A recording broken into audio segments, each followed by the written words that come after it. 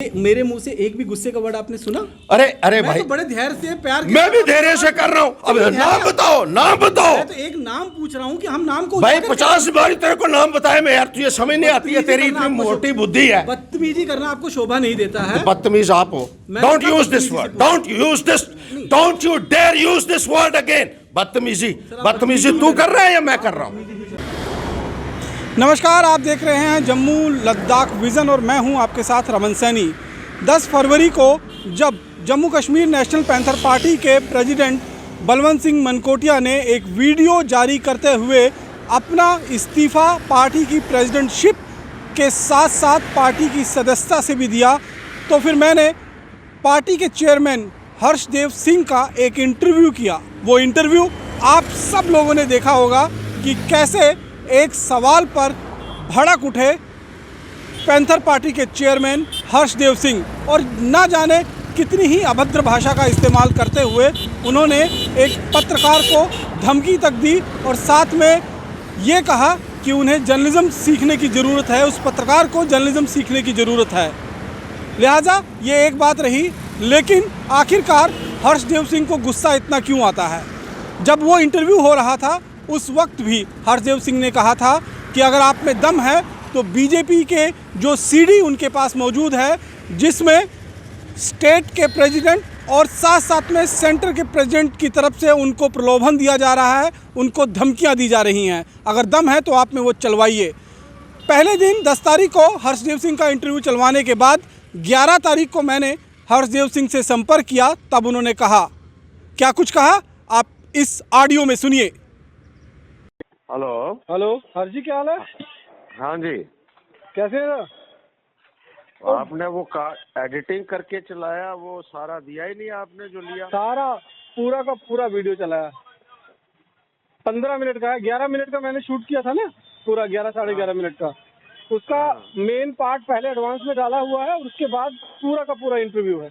15 minute का पूरा interview है। हम एक भी चीज नहीं काटी मैंने उसकी, नॉट इवन सिंगल वर्ड। अच्छा मुझे एक बताओ, वो वीडियो नहीं भेजा आपने? वो आप आएंगे तो आपको देंगे ना। कहाँ हूँ मैं, बताओ आप? आज तो मैं कॉन्स्टिट्यूंसी में हूँ। कल व्हाट्सएप कर दो ना, व्हाट्सएप कर दो ना, कल कलेक्ट कर हैं। व्हाट्सएप कर दो ना सर। चलो आज मैं कॉन्स्टिट्यूंसी में हूँ। 4G तो हर जगह चल रहा है। नहीं, इसमें नहीं है ना मेरे पास, मैंने सीडी बना के रखी है ना उसकी। अच्छा, सीडी बना के रखी हुई है। चलो फिर मैं कल आके लूंगा आपसे। फिर कल आप घर पे मिलेंगे? फिर कल आप फोन कर लेंगे, ऑफिस भी आऊंगा मैं। ठीक है ठीक है ठीक है ठीक है। 11 तारीख को जो कुछ उन्होंने कहा वो आपने सुना और उसके बाद अगले दिन का समय दिया गया, यानी कि 12 तारीख को। 12 तारीख को पहले जब मैंने उन्हें कॉल किया तो उन्होंने कहा कि मैं ऑफिस में हूँ, आप ऑफिस में आकर वो सीडी कलेक्ट कर लें। पहली कॉल के ठीक 15 मिनट के बाद मैं ऑफिस पहुँचा और उन्हें दोबारा कॉल किया कि मैं ऑफिस में हूँ। हेलो, मैं ऑफिस आ गया हूँ आपके। तो अब आए हो तो अब क्या करना है? मतलब तो मैं निकल गया भाई। सर तो उसी मैंने जिसलिए बुलाया मैं उसी लिए आया हूँ। भाई 10 वजे किया ही तो मैं परसों के मैं 10 वजे दफ्तरों आ सर मेरी पूरी ध्याड़ी तुझे थोड़ा पलकड़ा था। मैं हूँ थोड़ी देर पहले थोड़े कने गल की थी तो तुझे आखे यार दफ्तर बैठे परसों थे। गल की ना तू? सर आज गल की सवेरे हूँ भाई परसों भी की थी नहीं? परसों तो की परसों तुझे आखे कि मैं जा रहा कॉन्स्टिट्यूंसी अपने। मैं जा रहा, मैं 11 तारीख नहीं होना, 12 तारीख आ जाओ सवेरे, मैं 10 बजे दफ्तरों आगा। हूँ इसलिए कितने जनाब हूँ किता दे हूँ मैं थोड़े वास्ते बैठे रहोना सारा दिन। बैठे नहीं रहना, मैं नहीं आखा था। मैं ये आखा था कि जनाब इसलिए मैं आखा इसलिए ओ कुत्थे जनाब इसलिए नहीं मिली सकता मैं तुकी, मतलब सीडी नहीं देनी गल भी करनी ही इस करिए मैं तुझे आखा था 10 बजे आई है। आहो तो गल करो ना, गल भी नहीं आया, हुण भी नहीं आया, सर मैनू भी और भी काम है ना। हाँ मैनू भी काम है ना। स्यापा मखा ना भी और भी काम तेनू ता ਮੈਨੂੰ ਕਿਉਂ ਕਰ ਰਿਹਾ ਫੋਨ ਬਾਰ-ਬਾਰ? ਤੁਸੀਂ ਮੈਨੂੰ ਆਖਿਆ ਹੀ ਸੀਡੀ ਦੇਣੇ ਤਾਈ।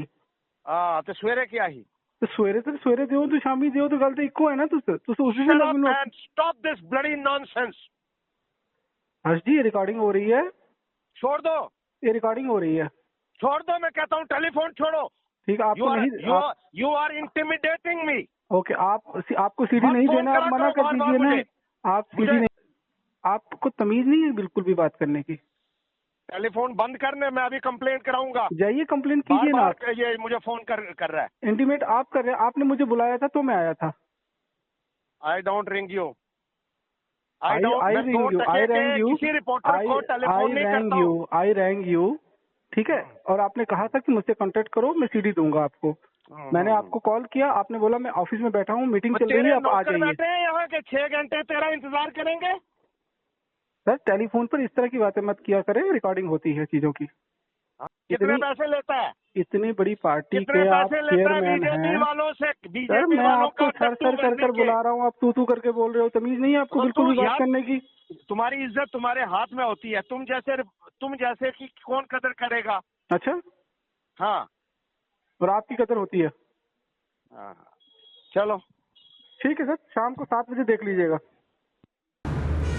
अब सवाल ये खड़ा होता है कि आखिरकार हर्षदेव सिंह को इतना गुस्सा क्यों आता है, क्यों वो बात बात पर भड़क जाते हैं और क्यों ही अपनी पार्टी का नुकसान करने पर तुले हुए हैं। न केवल हर्षदेव सिंह पत्रकारों पर अपना गुस्सा निकाल रहे हैं, बल्कि जो सूचना हमारे पास तक मिली है उसके मुताबिक पार्टी के अंदर के जो सीनियर लीडर हैं वो भी उनसे नाखुश हैं और नाराज हैं। आज भी पार्टी के अंदर एक मीटिंग हुई है जिसमें हर्षदेव सिंह का इलाज करने की एक योजना बनाई गई है। ये खुद वहाँ की एक सीनियर लीडर ने मुझे बताया है। मेरे द्वारा किए गए हर्षदेव सिंह के इस इंटरव्यू के वायरल हो जाने के बाद पॉलिटिकल जगत के साथ साथ सिविल सोसाइटी के बीच में भी काफ़ी थू जो है वो हर्षदेव सिंह की हो रही है और हर कोई शख्स हर्षदेव सिंह को विनम्रता से बात करने की सीख दे रहा है।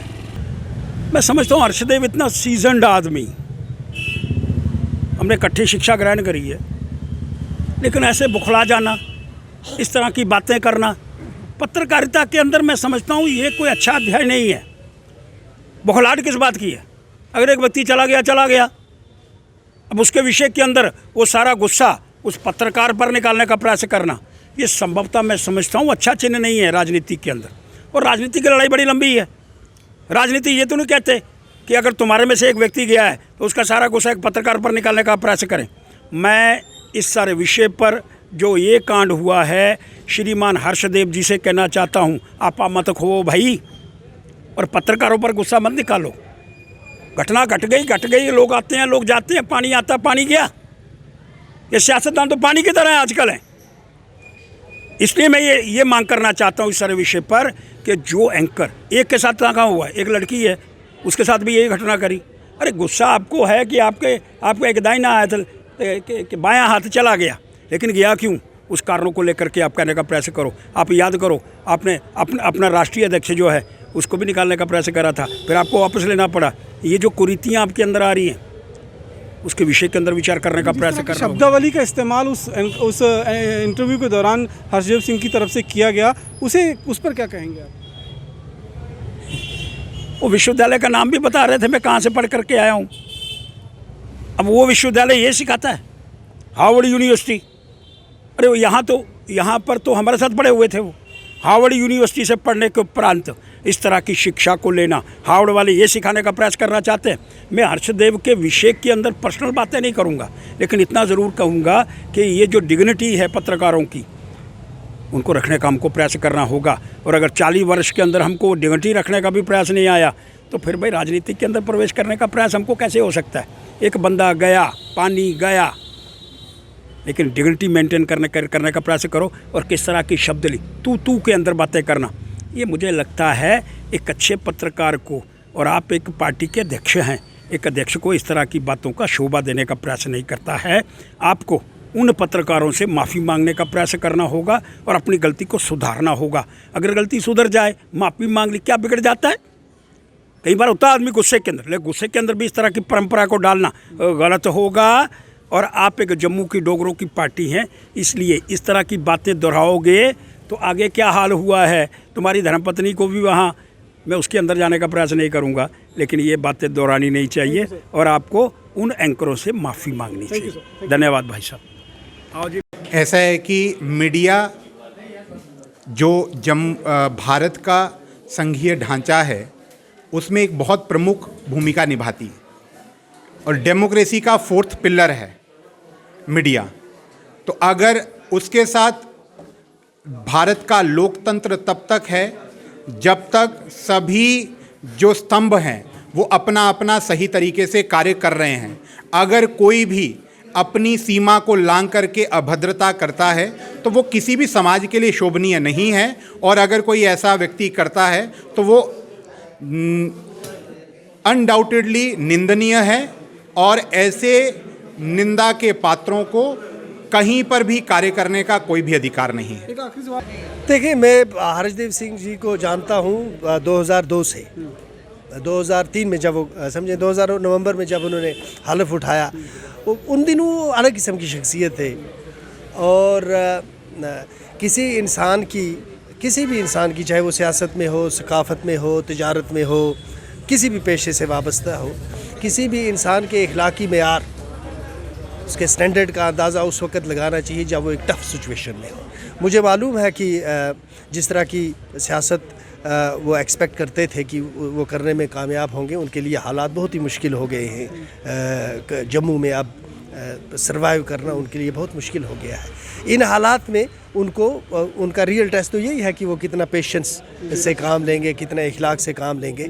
तो मुझे ये लगता है कि उनको थोड़ा सा रिविज़िट करना पड़ेगा, जिस तरह से मैंने उनको पिछले कुछ अरसा से देखा है, जिस तरह के अल्फाज का इंतखाब वो करते हैं, और जितना गुस्सा मैंने देखा उनके अंदर, तो मैं तो हैरान हो गया। मुझे यकीन नहीं आया कि ये हर्षदेव सिंह जी जो हैं ये इस लेवल पे जा सकते हैं, इतना गुस्सा भी वो कर सकते हैं। गैर मुनासिब अल्फाज थे, गैर मुनासिब तरीका था, लेकिन उनको बेनिफिट ऑफ डाउट आपको इस वजह से देना चाहिए कि इंतहाई मुश्किल हालात में वो सियासत कर रहे हैं। किसी भी हालात में एक पत्रकार के साथ इस तरह से बर्ताव करना आपको लगता है कि पत्रकार बात ही नहीं है, किसी भी शख्स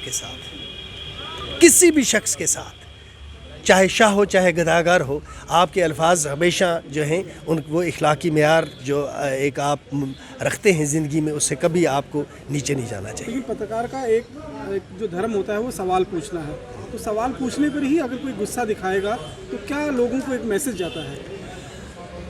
मैसेज तो ऑलरेडी चला गया है ना, मैसेज ऑलरेडी चला गया है। मैंने जो कुछ भी आपको कहा, मैंने इसीलिए कहा कि मैं अपने अल्फाज जो है वो सोच के सिर्फ इतना कहूँगा कि एक बहुत बड़े आलिम थे, शेख सादी उनका नाम था। उन्होंने कहा कि मैंने जब भी नुकसान उठाया है अपनी ज़ुबान की वजह से उठाया है, अपनी खामोशी की वजह से नहीं। तो इंसान जब तक मुंह बंद रखता है तो आपके बारे में लोगों की एक राय होती है। जब आप बात करते हैं तो हज़रत अली ने कहा है जब बात करो तो इस तरह से करो कि आपकी पहचान हो सके। तो उस मतलब ये था कि कोई बात करने से आपके इज़्ज़त और विकार में इजाफा होना चाहिए, कमी नहीं होनी चाहिए। Thank you. देखिए, नंबर एक, ज्वलंत मुद्दों को लेकर के हमेशा प्रधानमंत्री से लेकर के नीचे तक पत्रकार क्वेश्चन करते हैं, पूछते हैं, जानकारी लेते हैं, और जब भी कोई प्रेस कॉन्फ्रेंसेस होती हैं या दूसरी में, उसमें पत्रकार का कोई भी क्वेश्चन करना, उसका जवाब आना चाहिए, उस पर किसी भी चीज़ पर रिएक्ट करना मुझे लगता है ये ठीक नहीं है। शब्दों की मर्यादा बहुत ज़रूरी है, और ख़ास करके राजनीति में हम सब समाज को साथ में लेकर के चलने का जो काम करते हैं, लोग हमारे साथ तभी जुड़ते हैं जब उनको हम व्यवहार कुशलता के साथ बुलाएंगे। तो मुझे लगता है कि संयम जो है कहीं ना कहीं ख़त्म नहीं होना चाहिए। सुनने की भी आदत होती है, हम लोगों को सुबह से लेकर के शाम तक बातें करते हैं, लेकिन शब्दों का संयम रहना चाहिए। अभी मैं देखता हूँ, पंजाब में चले जाओ, दूसरी चला जाओ, किसानों ने प्रधानमंत्री नरेंद्र मोदी, जो कि एक देवता स्वरूप आदमी है, उन पर क्या तंज नहीं कसे हैं, क्या उनके खिलाफ नहीं कर रहे हैं। मरने की बात कही, सब कुछ बात कही, लेकिन उसके बावजूद प्रधानमंत्री जो कहते हैं कि किसान हमारे हैं, और उन्होंने समझाने का जो प्रयत्न किया है, सभी में लगता है कि राजनीति में किसी भी व्यक्ति से कभी भी छोटा या बड़ा उससे कुछ सीखा जा सकता है, और व्यवहार कुशलता तो सबसे पहला। जो इस्तेमाल किया है, जैसे जिस तरह से आपने सुना है, उस पर क्या कुछ कहेंगे आप? देखिए, टेम्परेचर हाई करने से कुछ नहीं होता। बात तो नेता की क्वालिटी तो तभी होती है जो किसी भी क्वेश्चन का सहजता से और सही तरीके से जवाब दे सके। यही मुझे लगता है कि मर्यादा एक रहनी चाहिए कहीं ना कहीं। धन्यवाद। कि रमन जी, ऐसा है कि पैंथर की हालत हो चुकी है कि सियानी बिल्ली खंबा नोचे वाली। घर का विवाद सड़कों पर पहुंच गया। आपके सामने इनके जो प्रेसिडेंट है उन्होंने इस्तीफ़ा दे दिया, अपनी पोस्ट छोड़ दी, सभी पदों से इस्तीफ़ा दे दिया, अपना नाता ही तोड़ दिया पैंथर पार्टी से। दूसरा, उसके बाद अब भीम सिंह जी ने जो अपनी 29 सदस्यों की एक नई जो कार्यकारिणी बनाई, उसके अंदर चेयरमैन के पद के आगे हर्षदेव का नाम नहीं था। आपने शायद नोटिस नहीं किया होगा, वो भी एक इशू है। तो जो अंतर कला है इनके परिवार की, वो खुलकर अब सामने आ रही है। जैसे कि हर्षदेव खुद एडमिट करते हैं, भीम सिंह भी, ये तो ऐसे लोग परिवार की पार्टी कहते थे, इसे कोई राजनीतिक पार्टी नहीं कहते थे, परिवार की पार्टी कहा जाता था। चेयरमैन भी खुद है, सुप्रीमो भी परिवार के सदस्य हैं, प्रेसिडेंट भी खुद है, तो ये सभी रिश्ते में हैं। तो इसलिए जो था पैंथर का अस्तित्व आपको सामने था। अब जब पूरा परिवार, क्या कारण रहे हैं, भीतरी इनके क्या रीज़न हैं, आपस में जो डिस्प्यूट चल रहा है, उसके लगता इनको ये हो गया है कि शायद फ्रस्ट्रेशन लेवल ज़्यादा बढ़ गया है। आप इनकी एक फेस इंप्रेशन जो होता है इंसान का, आप कभी साइकी उसको भी रीड कीजिएगा। अब हर्षदेव का लीजिए, मनकोटिया साहब का लीजिए, हमारे सभी प्रिय हैं, हमसे अक्सर सबकी बात होती रहती है, चर्चा होती रहती है सबसे। तो आप एक बॉडी लैंग्वेज जो आप देखेंगे उनका, वो बिल्कुल ही बदला हुआ है। रीज़न जो भी है परिवार का है या किसी भी कारण से है, लेकिन उन्होंने अपने घर के अंतरकला को पत्रकारों पर इस तरह से मैं इसी बात पे मैं आने वाला था। मैं आपको पहले बेसिक्स थोड़ा डिस्कस कर लूँ, उसके बाद मैं उसी बात पे आने वाला था। जो फ्रस्ट्रेशन है, हर्षदेव सिंह तो पहले ही रहे हैं। आपने डीडीसी चुनाव में भी देखा, कुछ ऐसे इनके वीडियोस वायरल हुए, चाहे तब भी उस समय भी अपने किसी परिवार के सदस्य के साथ ही लड़ रहे थे, तो काफ़ी इनका हास्य का पात्र बने थे तब भी हर्षदेव सिंह। तो इनको बहुत यही समय है, एक ये रीजनल पार्टी, एक मंत्री रहे हैं, एक अच्छे, जैसे अपने आप को, आपकी जब मैं इंटरव्यू देखा तब भी अपनी शिक्षा बड़ा गिनवा रहे थे, बड़ा चढ़ा के। शिक्षा का अर्थ ये नहीं है कि आप अपना आचरण, अपना चरित्र भूल जाएं, आप किसी से अभद्र भाषा का प्रयोग करें किसी से बात में, तो ये आपकी शिक्षा नहीं दर्शाती है। आपने डिग्री हासिल की है, डिग्री हासिल करने का ये अर्थ नहीं है कि आप किसी दूसरे को अंडर एस्टिमेट करो, किसी के बारे में मतलब ऐसा निम्न सोच से अपना परिचय करवाएं। तो मैं समझता हूँ ये उनका रवैया ठीक नहीं है। खासतौर पर जो पत्रकार के साथ जो जिस तरह से व्यवहार किया जाना, क्योंकि पत्रकार का एक धर्म है सवाल पूछना, सवाल वो हर तरह के पूछेगा, और उस पर अगर बौखला जाना तो ये कहीं ना कहीं एक मानसिकता भी दर्शाता है कि पत्रकार जो है उसका काम यही है। आप किसी की साइकोफेंसी करने के लिए वहाँ नहीं गए हैं। अगर वो अपना कोई बात बता रहे हैं तो आपका यही दायित्व बनता है बीइंग ए पत्रकार कि आप दूसरे पहलू के बारे में उनसे बात करें। आप उनके फेवर में करेंगे तो वो ठीक, आप जब उन्हें दूसरे किसी पहलू के बारे में डिस्कस करेंगे तो भड़क जाएंगे। तो ये मैं समझता हूँ शोभनीय नहीं है। अब आखिर मुझे ये समझ नहीं आता है कि आखिरकार क्या कुछ हो गया है हर्षदेव सिंह का। ये वही हर्षदेव सिंह है जिन्हें बेस्ट लेजिस्लेटर के अवार्ड से 2-2 बार, 3-3 बार नवाजा गया है, और विधानसभा में जब ये बोलते थे तो सबको मंत्रमुग्ध कर लेते थे और अपनी तरफ ध्यान आकर्षित करते थे। पत्रकार भी बड़ी सावधानी से इनके अल्फाजों को सुना करते थे और इनके जो वाक्य हुआ करते थे, जो शब्द हुआ करते थे, उसमें से अपनी स्टोरीज जो है वो निकाला करते थे। लेकिन उन स्टोरीज को निकालने के लिए इनके भाषण को, इनके वक्तव्य को बहुत ध्यान से सुनना पड़ता था। इसीलिए 2 बार नहीं बल्कि 3 बार इनको बेस्ट लेजिस्लेटर के अवार्ड से भी नवाजा गया है। लेकिन अब आखिरकार क्या कुछ हो गया है हर्षदेव सिंह को?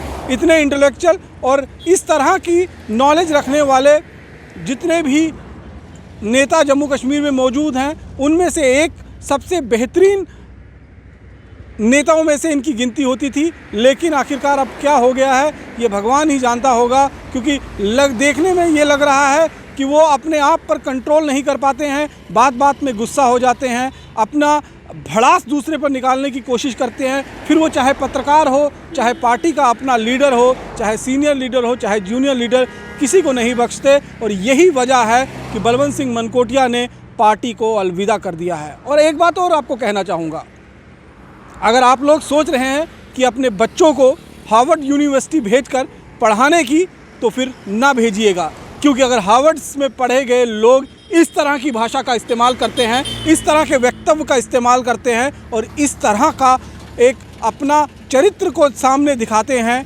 तो आपका बच्चा भी कहीं हार्वर्ड यूनिवर्सिटी जाकर ऐसी ही भाषा ना बोलना शुरू कर दिए। इसलिए हार्वर्ड यूनिवर्सिटी में अपने बच्चे को भेजने से पहले एक बार ज़रूर सोच विचार कर लीजिएगा। बाकी की अन्य खबरों के लिए आप जुड़े रहें जम्मू लद्दाख विज़न के साथ। नमस्कार।